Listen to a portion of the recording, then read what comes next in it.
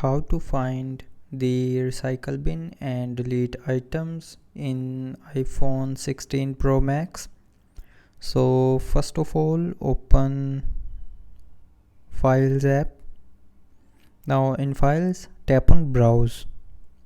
Now after opening the Browse tab, tap on it again and then it will take you to this Browse screen, and here you will find the recently deleted or recycle bin option. So tap on this option and here you will find all of your recently deleted items that you have deleted in previous 30 days. You can delete items from here, and you can also have an option to recover the items back to your phone.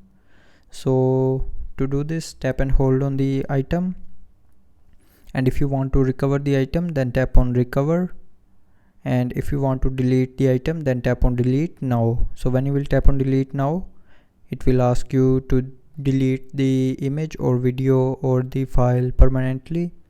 So if you want to delete it permanently, then tap on delete, otherwise tap on cancel. And if you want to recover it, then tap and hold on it and then tap on recover, and then that photo will be recovered back in your phone.